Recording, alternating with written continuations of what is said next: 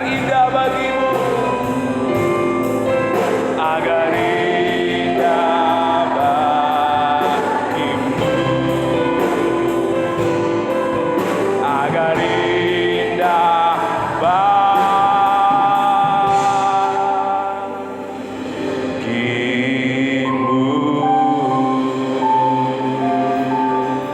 Terima kasih Tuhan. Ucapan syukur dari hati kami yang paling dalam. Ketika Engkau menyatakan janjimu, menyatakan kemuliaanmu Bapa di hari kebangkitan, kenaikanmu ke sorga, kami mengingatkan kami Tuhan akan perbuatanmu, akan pekerjaanmu, akan karyamu, akan kasihmu Tuhan.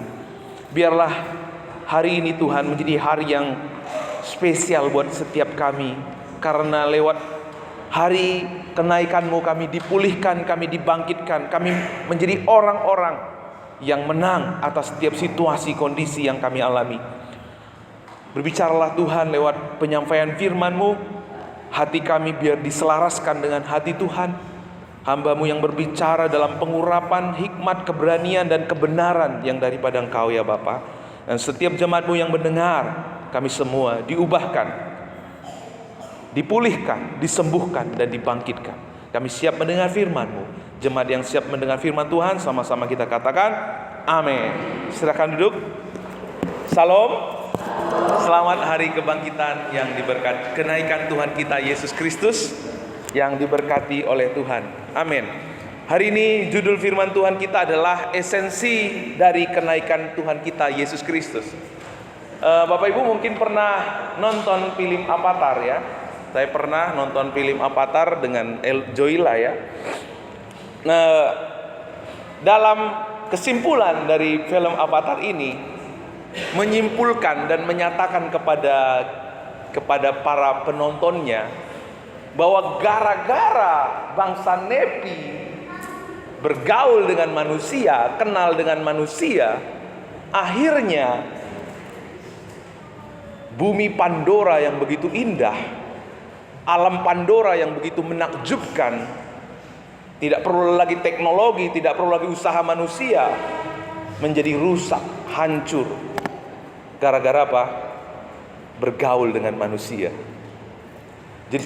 Jadi disimpulkan dalam film itu oleh seseorang, ini gara-gara bangsa Nepi bergaul dengan manusia, alam Pandora menjadi rusak, gitu ya.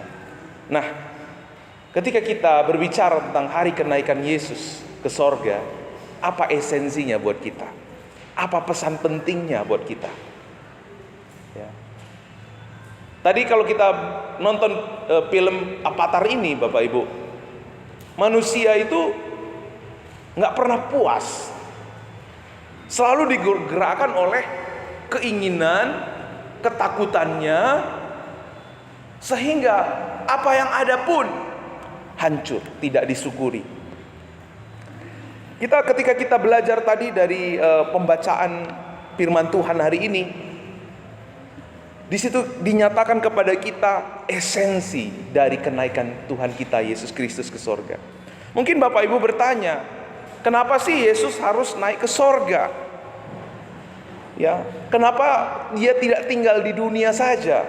Kan kalau Tuhan Yesus tinggal di dunia, kita langsung bisa ngobrol sama dia gitu ya. Nggak perlu lagi doa 7 hari 7 malam atau 3 hari 3 malam gitu ya. Langsung bisa telepon Tuhan Yesus. Kita jemaat Pabaton punya pergumulan, ini mati lampu, mati-mati terus gitu ya. Gimana nih Tuhan?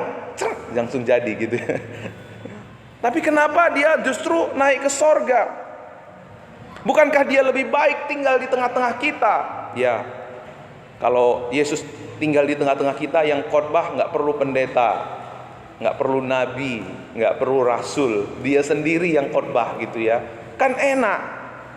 Yesus sendiri yang mengembalakan kita gitu ya. Nggak perlu lagi khawatir, karena Yesus yang mengembalakan kita langsung gitu ya. Kalau ada yang macam-macam, kita nggak perlu lagi berdebat gitu ya. Yesus langsung bilang, kamu salah, kamu benar gitu ya, selesai. Kenapa harus dia naik ke sorga? Mengapa? Yesus naik ke sorga meninggalkan kita, sehingga kita tidak ada sosok yang sempurna yang ada di tengah-tengah kita. Karena kan manusia kan begitu ya, kepingin bapak yang sempurna, ibu yang sempurna, anak yang sempurna gitu ya. Kepingin sempurna. Seharusnya Yesus tahu keinginan kita, tahu kebutuhan kita.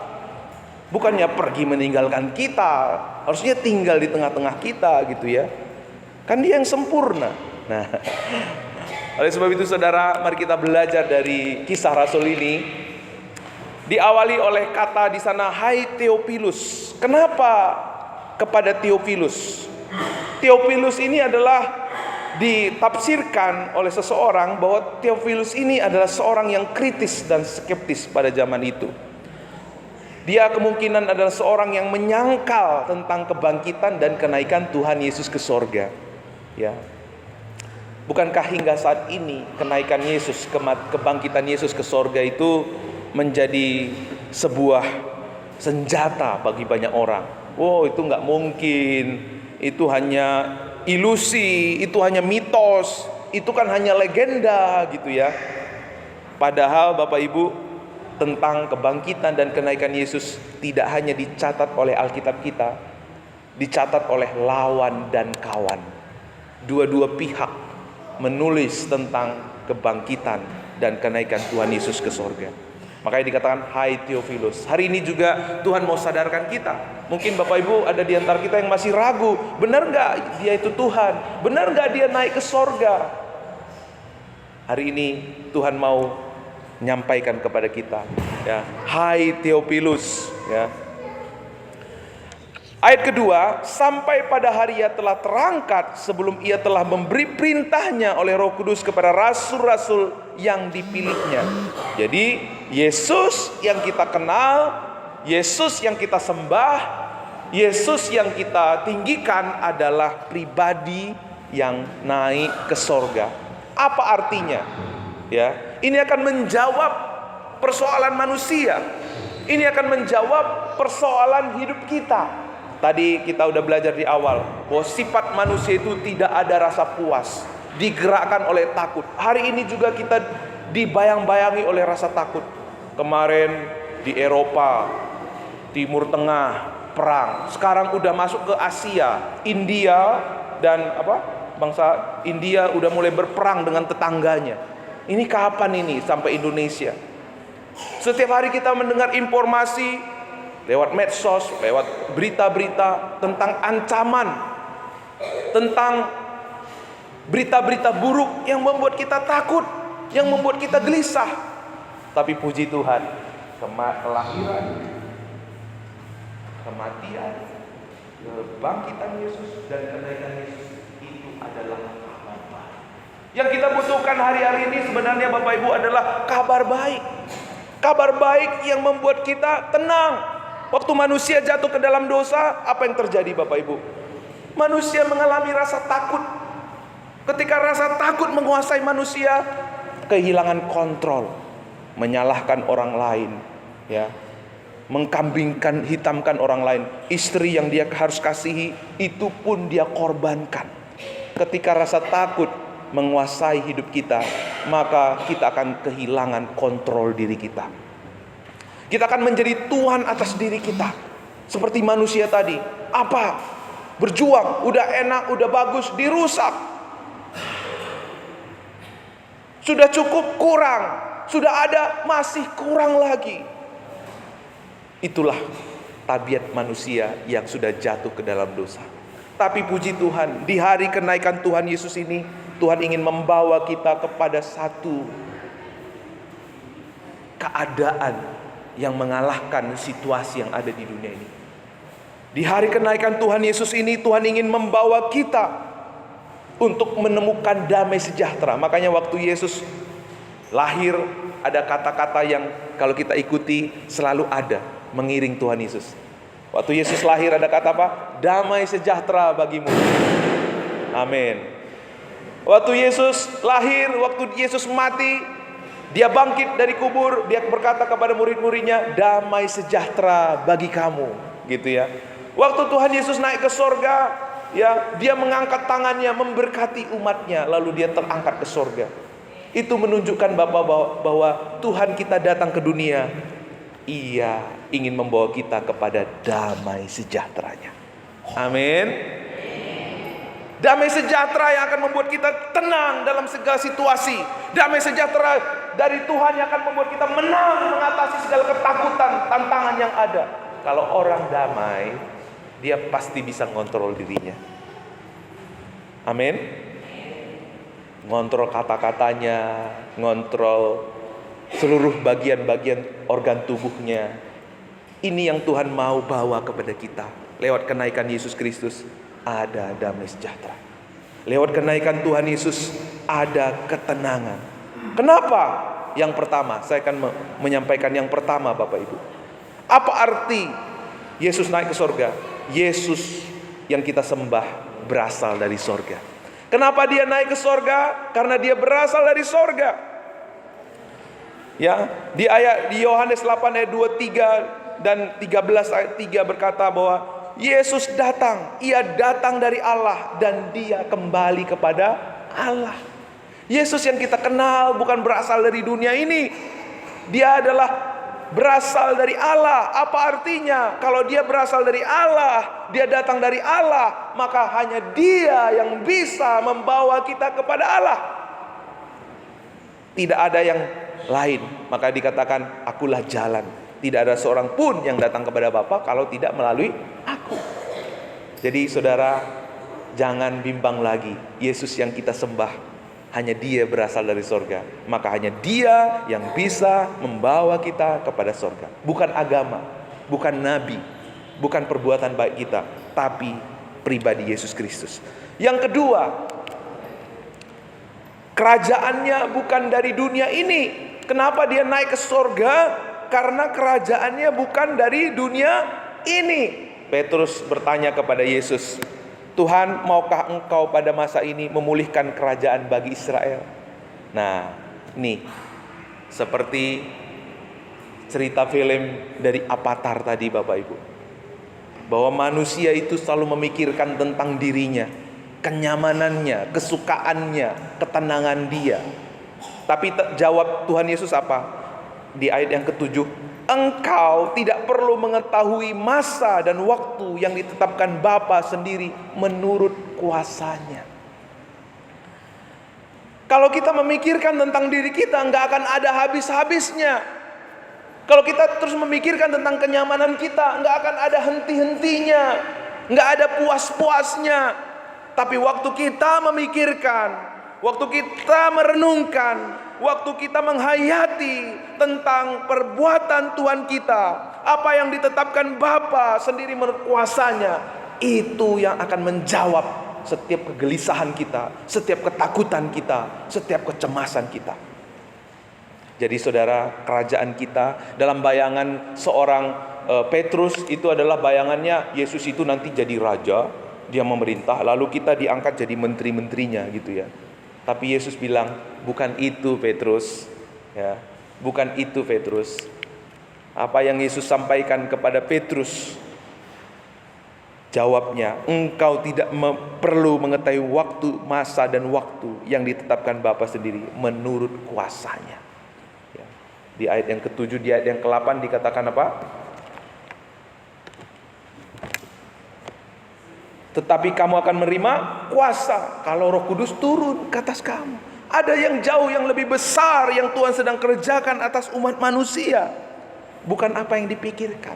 Ya, sering sekali kita ingin datang kepada Tuhan itu dengan pikiran kita, dengan cara kita, dengan maksud kita. Ya nggak masuk, nggak bisa matching. Karena apa? Bukan cara kita. Roh Kudus yang akan mengajar kita. Nanti di poin yang selanjutnya. Yang ketiga Bapak Ibu, ketika kita memperingati hari kenaikan Tuhan Yesus, yang ketiga adalah Yesus akan datang dengan cara yang sama. Dalam Kisah Rasul 1 ayat 11, Yesus yang terangkat ke sorga dari antara kamu akan datang kembali dengan cara yang sama seperti kamu melihatnya pergi ke sorga. Ya, Yesus yang terangkat ke sorga, Dia akan datang kembali, turun untuk menjemput orang-orang pilihannya, Di Matius 24 ayat 42, karena itu berjaga-jagalah, sebab kamu tidak tahu pada hari mana Tuhanmu akan datang. Ya, kedatangan Tuhan Yesus itu digambarkan seperti seorang pencuri. Mengapa dia terangkat? Mengingatkan kita bahwa dia akan datang kembali, dan kedatangannya itu seperti pencuri. Nah, kelahiran Yesus itu sudah dinubuatkan. Kelahiran, kematian, dan kebangkitan Yesus sudah dinubuatkan dan sudah digenapi. Kenaikannya sudah digenapi. Satu lagi yang belum digenapi, yaitu kedatangan Tuhan Yesus ke dunia. Kalau 4 sudah digenapi, tinggal 1 belum digenapi, maka Bapak Ibu, seharusnya kita nggak ragu lagi. Yesus pasti datang. Yesus tidak akan ingkar janji. Dia bukan seperti manusia yang suka janji, tapi ucuk-ucuk janjinya itu nggak ditepati. Yesus kita adalah Allah yang iya dan amin terhadap janjinya. Yang keempat Bapak Ibu, apa artinya Yesus naik ke sorga? Bahwa Tuhan kita berdaulat. Apa Bapak Ibu? Tuhan kita berdaulat. Dikatakan di Markus 16 ayat 19, Ia duduk di sebelah kanan Allah Bapa. Dia bukan sekedar naik ke sorga, tetapi dia duduk di sebelah kanan Allah Bapa. Dia adalah pribadi Allah sendiri, ya. Dia memimpin, dia memerintah, dia Allah yang sudah menyelesaikan pekerjaannya. Duduk di sini berarti dia memerintah, dan memang dia adalah Tuhan, ya. Dan posisi duduk itu Bapak Ibu apa? Posisi rest. Posisi duduk itu sudah selesai, pekerjaannya sudah selesai. Jadi esensi kenaikan Tuhan Yesus Kristus naik ke sorga mau bilang ke kita bahwa pekerjaan Tuhan itu sudah selesai. Artinya kalau sudah selesai, tidak perlu lagi kita diselamatkan dengan usaha dan perbuatan kita. Tidak perlu lagi kita supaya layak, supaya pantas, supaya diterima Tuhan. Kita berjuang dengan ketaatan kita. Sudah selesai. Apa yang Yesus perbuat di atas kayu salib sudah selesai. Jangan kita menyalibkan Yesus untuk yang kedua kali gitu ya. Dia duduk, dia posisi rest. Karena apa? Apa yang sudah dikerjakan Tuhan Yesus sudah selesai. Sudah Ia kerjakan buat kita. Yang kelima, ngapain dia duduk di sebelah kanan Allah Bapa? Dia menjadi pembela kita. Di Roma 8 ayat 34, Kristus yang telah mati, bahkan lebih lagi yang telah bangkit, yang juga duduk di sebelah kanan Allah, yang malah menjadi apa? Pembela bagi kita. Menjadi advokat buat kita. Artinya gini, waktu nanti kita berdiri, atau mungkin kita saat ini ada dosa, ada pelanggaran, lalu kita adalah orang yang percaya kepada Tuhan, kita mengaku dosa kita. Waktu ada iblis mendakwa, itu Bang Guntar itu telah berbuat dosa, dia harus dihukum karena dia sudah melakukan dosa. Tuhan Yesus yang duduk di sebelah kanan Allah Bapa menjadi advokat kita. Berkata kepada Bapa di surga, Bapa, dosa Bang Guntar sudah aku tanggung 2025 tahun yang lalu. Dosanya sudah selesai. Sekarang dia hidup dalam kebenaranku. Maka pada waktu itu Bapa tidak menghukum. Dia menjadi advokat buat kita. Bukankah ini seharusnya menjadi kabar baik yang menenangkan kita? Yang keenam, kenapa Yesus naik ke sorga? Ya memang kalau Yesus naik ke sorga, memang kenapa Yesus naik ke sorga? Ayat Yohanes 16 ayat 7. Aku adalah lebih baik berguna bagi kamu jika aku pergi. Sebab jikalau aku tidak pergi, penghibur itu tidak akan datang kepadamu. Tetapi jika aku pergi, aku akan mengutus dia kepadamu. Yesus naik ke sorga supaya Roh Kudus turun ke atas kita. Supaya Roh Kudus datang kepada kita.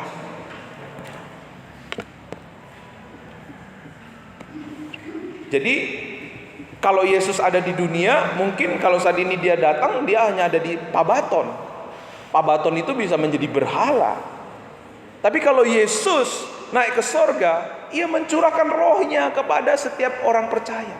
Di mana ada gerejanya, di situ ada rohnya.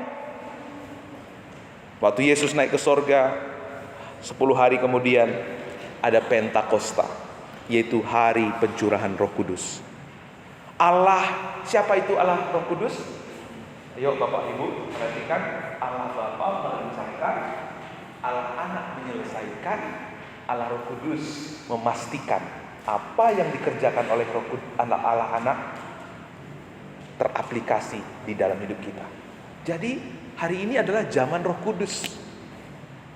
Hari ini adalah eranya Roh Kudus. Artinya kita harus banyak terlibat dengan Roh Kudus. Sebelum kita melakukan sesuatu, tanya Roh Kudus. Karena apa? Dia pribadi. Sering sekali kita melakukan segala sesuatu, Tuhan, aku mau mengerjakan ini, tolong berkati. Wih, hebat banget gitu. Kayaknya Tuhan itu pengikut kita gitu ya. Seharusnya apa? Tuhan, ada 2 pilihan nih Tuhan, ke kiri atau ke kanan. Roh Kudus apa ini artinya? Yang mana Tuhan mau nih? Ketika Roh Kudus ke kiri, Roh Kudus akan meneguhkan kita. Roh Kudus akan mengajar kita. Roh Kudus akan menerangkan kita. Roh Kudus akan meyakinkan kita. Baru kita jalan. Itulah artinya Bapak, bahwa kita apa? Menjadikan Tuhan sebagai Tuhan kita. Bukan kita yang menjadi Tuhan. Tuhan, gereja kami mau melakukan ini Tuhan. Tolong berkati Tuhan. Tunggu. Ini Tuhannya siapa? Bingung, malaikat aja bingung gitu ya. apalagi manusia. Seharusnya mulai sekarang ini adalah era Roh Kudus. Sekecil apapun, saya juga diajari sama pendeta saya ya. Kalau kamu pagi-pagi itu tanya nggak Roh Kudus kamu pakai apa gitu ya, baju yang mana gitu ya. Mulai sekecil itu kita perlu melatih diri kita untuk melibatkan Roh Kudus. Yang ketujuh Bapak Ibu, Roh Kudus itu sebagai materai, dan lewat kenaikannya ke sorga, ia menyertai kita. Dalam Efesus 1 ayat 13-14, setelah kamu percaya kepadanya, kamu dimateraikan dengan Roh Kudus yang dijanjikan itu. Waktu kita percaya kepada Yesus, ada Roh Kudus yang memateraikan iman kita. Apa artinya materai? Artinya kalau kita ada materai, itu artinya kita surat ditanda tangani di atas materai, itu artinya asli dari kita, asli dari persetujuan kita.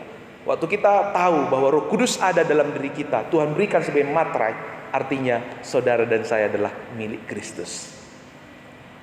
Tidak bisa diambil oleh orang lain, tidak bisa diakusisi sama orang lain, karena kita adalah milik Kristus. Harganya sudah lunas. Ya, tebus kita bukan dengan barang yang panah, bukan dengan emas dan perak, tetapi ia menebus kita dengan darah yang mahal. Waktu kita mengaku, aku percaya Yesus Kristus sebagai Tuhan dan Juru Selamatku, waktu itu juga ada materai Roh Kudus dalam diri kita. Makanya Bapak Ibu, waktu kita menerima Roh Kudus dalam diri kita, Roma 8 ayat 15, kita berseru, ya Aba, ya Bapa. Kenapa kita menyebut Allah itu Bapa kita? Karena ada roh anaknya dalam diri kita, yang selalu membawa kita ingin dekat dengan Bapa kita, yang selalu membawa kita ingin hidup menyenangkan hati Bapa kita, yang selalu ingin membawa kita untuk hidup dalam terang kasih dari Bapa kita. Ya, makanya di ayat 4 dan 5 dikatakan janji Bapa. Janji Bapa itu apa? Membaptis kita dengan Roh Kudus. Apa artinya dibaptis dengan Roh Kudus? Kita dikendalikan oleh Roh Kudus, kita dikontrol oleh Roh Kudus, kita diperintah oleh damai sejahtera dari Bapa kita. Makanya Roh Kudus itu juga disebut roh damai sejahtera. Waktu saudara dan saya memaknai kenaikan Yesus Kristus, ingat, ia memberikan kita rohnya sebagai materai, dan roh itu yang membuat kita berseru, ya Aba, ya Bapa. Kalau Roh Kudusnya menguasai kita, maka yang mengontrol hidup kita bukan lagi ketakutan kita, bukan lagi keinginan kita, bukan lagi hawa nafsu kita, bukan lagi amarah kita, tetapi mengontrol kita adalah damai sejahtera dari Tuhan. Amin. Makanya dikatakan dalam Kisah Rasul 1 ayat 8, tetapi kamu akan menerima kuasa kalau Roh Kudus turun ke atas kamu, dan kamu akan menjadi saksiku di Yerusalem, di Yudea sampai. Makanya kita belajar dari kitab Galatia. Paulus di dalam kitab pertamanya menyatakan, Bapak Ibu, waktu dia kenal Injil, Injil itu mengubah hidupnya. Waktu kita sungguh-sungguh mengenal Injil yang benar, sudah pasti hidup kita diubah oleh Tuhan. Waktu kita mengenal Injil yang benar, tidak hanya kita diubah oleh Tuhan, melalui kita, orang juga diubah oleh Tuhan. Kenapa? Ada Roh Kudus yang bekerja dalam diri kita. Bukankah yang sering menghalangi kita untuk bersaksi adalah rasa takut kita? Khawatir, Pak, nanti dia nggak temanin saya. Khawatir, Pak, kalau saya sampaikan kabar baik, nanti aku dicap sebagai orang yang sok-sok rohani. Kita memikirkan tentang diri kita. Tapi kalau kita dikuasai oleh Roh Kudus, kamu akan menerima kuasa. Ada roh damai sejahtera. Bahkan ketika kita ada di lembah kekelaman, kita tidak ditemani karena kita hidup dalam Kristus. Kita tidak berkecil hati, karena kita tahu itu pun Tuhan kerjakan untuk membawa kemuliaan bagi namanya. Yang ketujuh, Bapak Ibu, materai dan penyertaan Roh Kudus. Ketika kita mengaku Yesus, kita menjadi milik Kristus. Materainya adalah Roh Kudus. Maka mari kita melibatkan Roh Kudus. Kalau Tuhan bilang, aku mengutus Rohku menyertai kamu, ya kalau kita nggak mau disertai, ya gimana Roh Kudus menyertai? Kalau kita maunya hidup dengan keinginan kita, digerakkan oleh rasa takut kita, gimana Roh Kudus mau terlibat dalam hidup kita? Mulai hari ini, mari kita mempersilahkan Roh Kudus. Mulai dari hal-hal kecil dalam hidup kita. Ibu-ibu kalau masak, tanya nggak Roh Kudus? Roh Kudus, aku hari ini masak apa ya? Untuk keluargaku ya. Saya juga belajar, Bapak Ibu, setiap hari itu bagaimana melibatkan Roh Kudus. Pakai apa ya Roh Kudus saya hari ini gitu ya. Sekecil itu. Karena itu melatih kita. Mengingatkan kita ini ada Roh Kudus. Pribadi Allah. Kita ini bukan Allah, tapi Roh Kudus yang memerintah dalam hidup kita. Yang ke-8, Bapak Ibu, jangan khawatir, ada 10 esensi kenaikan Yesus. Jadi yang ke-8 sekarang, menyediakan tempat bagi kita di sorga. Yohanes 14 ayat 2 sampai 3. Sebab aku pergi ke situ, apa Bapak Ibu, untuk menyediakan tempat bagi kamu. Dan apabila aku telah pergi ke situ dan telah menyediakan tempat bagimu, aku akan datang kembali membawa kamu ke tempatku. Yesus naik ke surga untuk menyediakan tempat. Bukankah yang membuat banyak orang khawatir akhir-akhir ini tentang tempat tinggal? Di mana nanti kami tinggal? Di mana kami nanti hidup? Karena tempat tinggal itu menunjukkan bagi kita tentang masa depan kita, tentang keadaan kita. Karena di mana orang tinggal itu menentukan karakternya. Ya.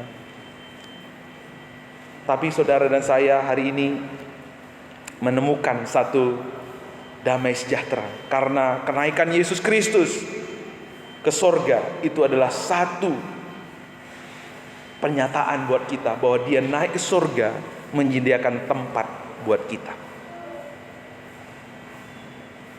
Tuhan sudah mengerjakan, menyediakan segala sesuatu buat kita. Tuhan sudah melakukan segala sesuatu buat kita. Maka Bapak Ibu, bagian kita adalah hidup dalam rencananya, hidup dalam kehendaknya. Kalau kita tahu Tuhan menyediakan tempat buat kita, maka kita bersiap sedia. Sama seperti kita ya, kalau tahu kita akan pindah rumah, ada rumah gitu ya, siap-siap nih apa yang mau dibawa. Karena apa? Di rumah Bapakku banyak tempat tinggal. Jika kau tidak demikian, tentu aku tidak mengatakannya kepadamu. Sebab aku pergi ke situ untuk menyediakan tempat bagimu. Lalu yang terakhir Bapak Ibu, esensi kenaikan Yesus adalah Ia pergi untuk menyediakan upah buat kita. Wahyu 22 ayat 12. Sesungguhnya aku datang segera dan aku membawa upahku untuk membalaskan kepada setiap orang menurut perbuatannya.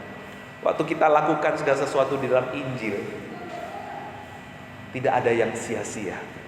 Kalau Bapak Ibu baca kemarin di Galatia 1 ayat yang terakhir, Paulus bilang gini, supaya apa yang aku kerjakan tidak percuma. Paulus, dia sudah menghidupi Injil, dia sudah melayani dalam Injil, dia datang kepada rasul dan dia datang kepada jemaat di Yerusalem, katakan apa? Aku bentangkan Injil di hadapan mereka, supaya apa yang aku lakukan tidak percuma. Artinya Bapak Ibu, apapun yang kita lakukan, kalau itu tidak berdasarkan Injil, kalau itu tidak berpondasi pada Injil, semua akan percuma. Tapi segala sesuatu, sekecil apapun kita lakukan berdasarkan Injil, semua tidak ada yang sia-sia. Karena apa? Tuhan menyediakan upah buat kita. Makanya dikatakan dalam Wahyu 3 ayat 11, aku datang segera, peganglah apa yang ada padamu, supaya tidak seorang pun mengambil mahkotamu. Apapun yang kita kerjakan di dalam Injil, tidak ada yang akan sia-sia. Itu akan menjadi mahkota kehidupan bagi orang-orang yang percaya di dalam Kristus. Apapun yang kita kerjakan di dalam Kristus tidak pernah sia-sia.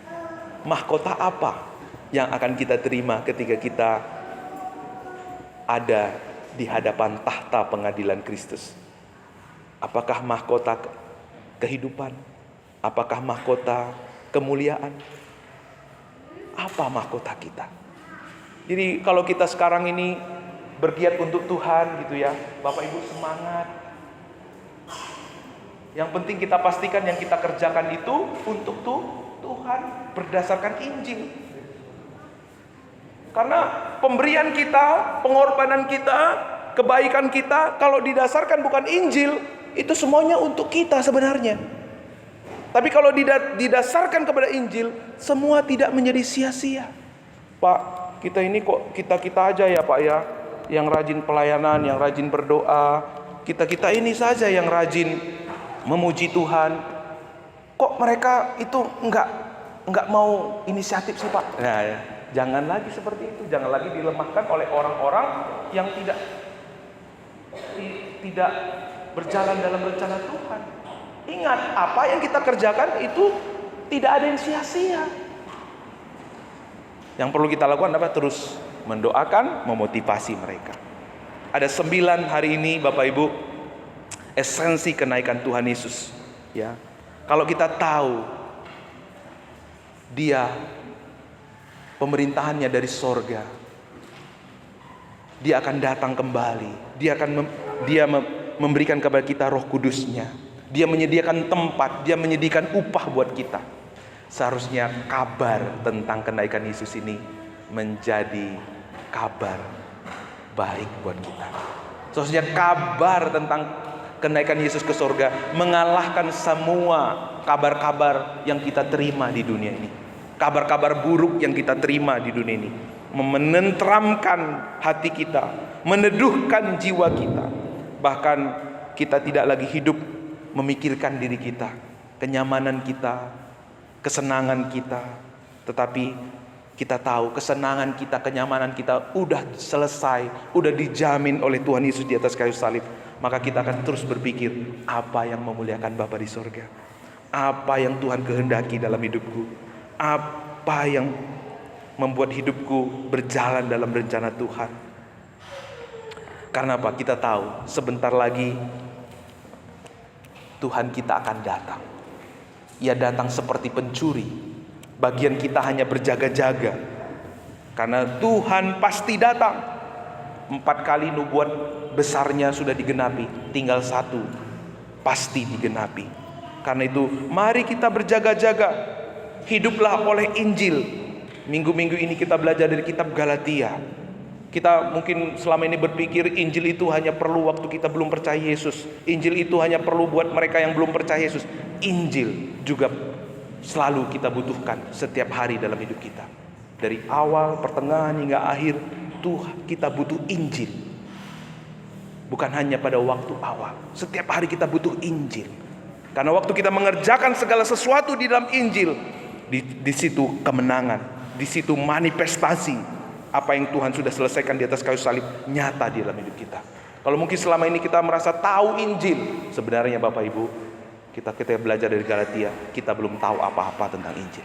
Tapi waktu kita menyadari, aku mau belajar lagi, aku mau ingin tahu hidup Injil itu seperti apa, baru saudara-saudara sudah mulai ngerti apa itu Injil. Karena yang menyelamatkan kita bukan agama, bukan perbuatan baik kita. Yang kita kejar bukan reward dan punishment, ya, tetapi Yesus yang sudah mengerjakan segala sesuatu, menyempurnakan karya penebusannya lewat kenaikannya Yesus Kristus, supaya kita tidak bimbang lagi, supaya kita tidak ragu lagi, supaya iman kita mantap, supaya iman kita teguh, tidak digoyangkan lagi oleh pengajaran-pengajaran dari manapun, tidak digoyangkan lagi oleh perasaan kita, oleh tradisi kita, tapi kita terus fokus dengan apa yang Yesus karyakan di dalam kehidupan kita. Ya, maka saudara, waktu kita menemukan kebenaran ini, kita akan mengalahkan apa yang Simon tadi, Petrus tadi miliki, ya. Kita akan menjadi orang yang menang. Kita akan menjadi orang yang bahkan menertawai masalah-masalah kita. Kita akan fokus kepada hati yang berjaga-jaga. Mari kita tunduk kepala.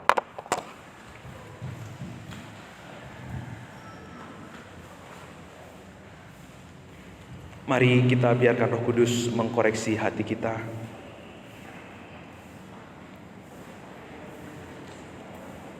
Sudahkah hari kenaikan Yesus Kristus membawa hati kita untuk memiliki damai sejahtera dari Tuhan?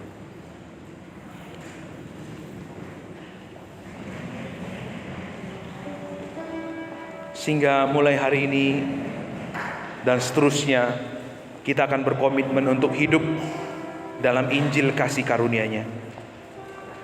Kita hidup dalam ucapan syukur.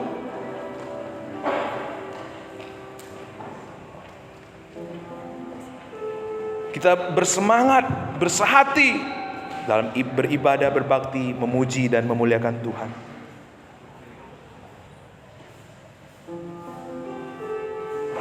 Mari, kalau di masa-masa waktu yang lalu kita sering sekali mengabaikan Roh Kudus, kita sering sekali hidup untuk diri kita sendiri. Mari kita bertobat bersama-sama di hadapan Tuhan.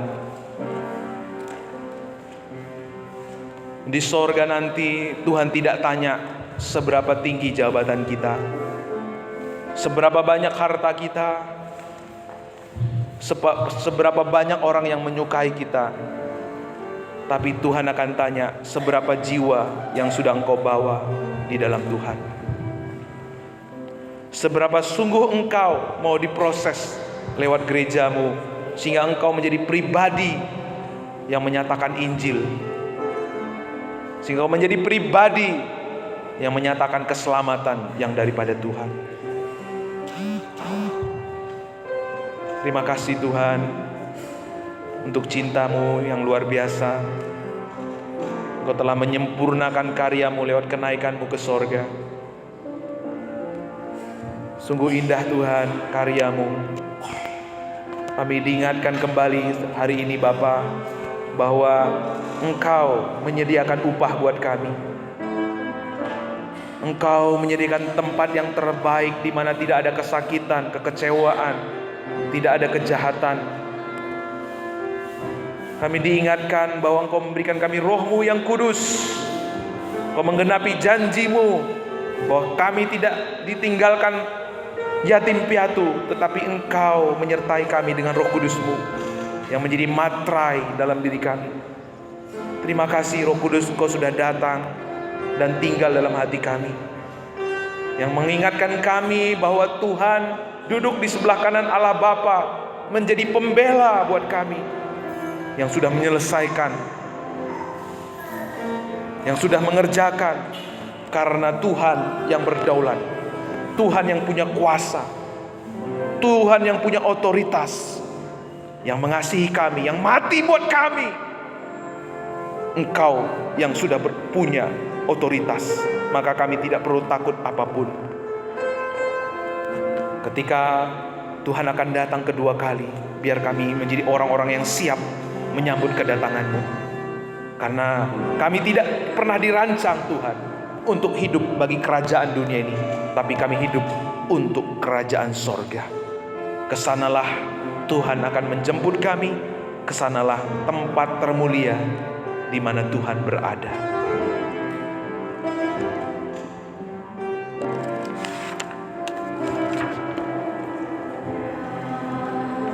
Kemuliaan,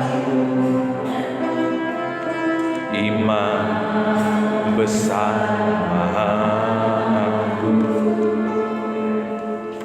Kaulah pemilik hidup. Yesus Kristus Tuhan, Kristus Tuhan. Sujud di hadapan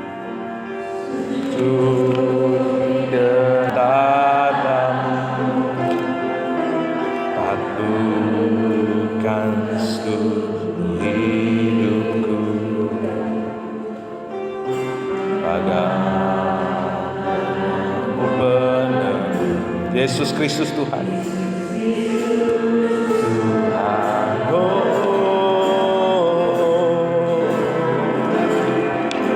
tiada satu pun yang luput dari karya kasih-Mu yang bagimu segala pujian, bagimu segala pujian, hormat kemuliaan.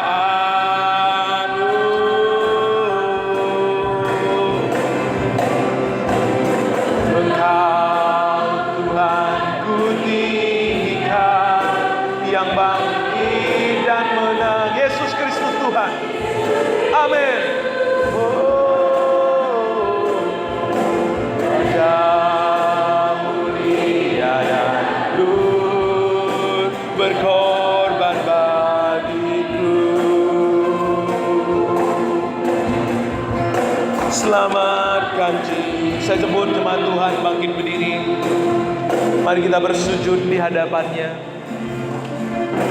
Sujud di depan Dia. Taklukkan seluruh hidup kami Tuhan. Taklukkan seluruh hidupku dalam tangan-Mu. Yesus Kristus Tuhan. Tuhan, tiada yang dapat.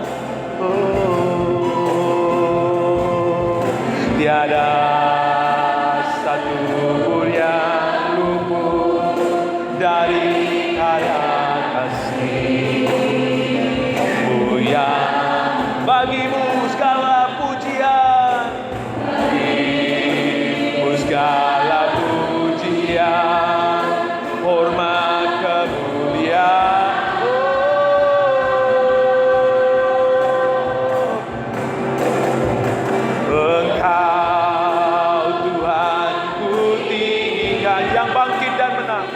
Amin. Yesus Kristus Tuhan. Yesus Kristus Tuhan. Raja mulia dan lur berkorban bagiku. Selamatkan jiwaku, maka jiwaku memuji, menyembah Sang Yesus.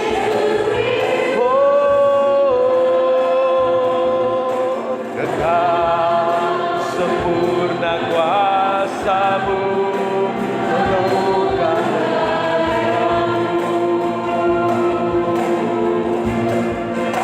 Yesus Kristus Tuhan. Kami mengucap syukur buat firman-Mu. Kami mengucap syukur buat kenaikan-Mu ke sorga. Biar setiap hari ini, biar peringatan akan kenaikan-Mu hari ini, jikalau ada keraguan, setiap hati yang mungkin saat ini bimbang, Kau akan teguhkan iman kami ya Tuhan. Karena Engkau pribadi yang kami sembah pribadi yang menjawab segala ketakutan kami, segala kegelisahan kami. Engkau pribadi yang menjawab segala kebutuhan kami. Engkaulah hidup kami, Engkaulah alasan, tujuan kami ada. Biar kami hidup dalam rencangan-Mu ya Bapa.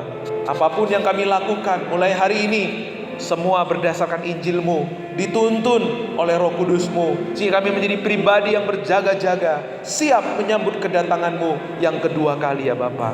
Terima kasih Tuhan.